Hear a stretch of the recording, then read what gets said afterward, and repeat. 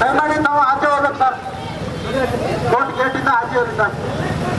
ನೀವು ಕಾರು ಮತ್ತೆ ಬೈಕ್ ಇದ್ರೆ ಈಚೆ ತಗೊಂಡೋಗಿ ಸರ್. ಒಂದು ಅದು ಗೇಟ್ ಕ್ಲೋಸ್ ಮಾಡ,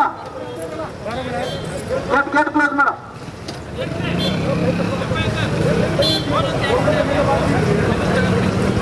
ಸರ್ ದಯಮಾಡಿ ಎಲ್ಲ ತಮ್ಮ ತಮ್ಮ ವಾಹನಗಳನ್ನು ಟೂ ವೀಲರ್ ಆಗಲಿ ಫೋರ್ ವೀಲರ್ ಆಗಲಿ ಕೋರ್ಟ್ ಆವರಣದಿಂದ ಆಚೆ ತಗೊಂಡು ಹೋಗಿ ದಯಮಾಡಿ. ಸರ್ ನಿಮ್ದು ಬೈಕು ಕಾರು ಇದ್ರೆ ತಗೊಂಡೋಗಿ ಸರ್ ಆಚೆ. ಸರ್ ಬೇಗ ತೆಗಿಬೇಕು ಕಾರೆಲ್ಲ. ಮುಂದೆ ಗೇಟ್ ಹಾಕ್ಬಿಡಣ್ಣ.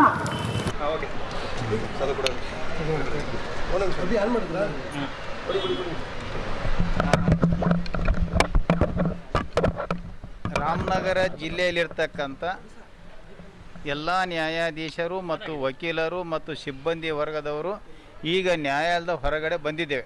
ಕಾರಣ ಇಷ್ಟೇ, ನಮಗೆ ನ್ಯಾಯಾಲಯಕ್ಕೆ ಇಮೇಲ್ ಮುಖಾಂತರ ಬಂದಂಥ ಮಾಹಿತಿಯ ಪ್ರಕಾರ ನಿಮ್ಮ ನ್ಯಾಯಾಲಯದ ನ್ಯಾಯಾಧೀಶರ ಕೊಠಡಿಯಲ್ಲಿ 12 RDX EDಗಳನ್ನು ಇರಿಸಲಾಗಿದ್ದು ಶೀಘ್ರದಲ್ಲೇ ಸ್ಫೋಟಗೊಳ್ಳಲಿದೆ.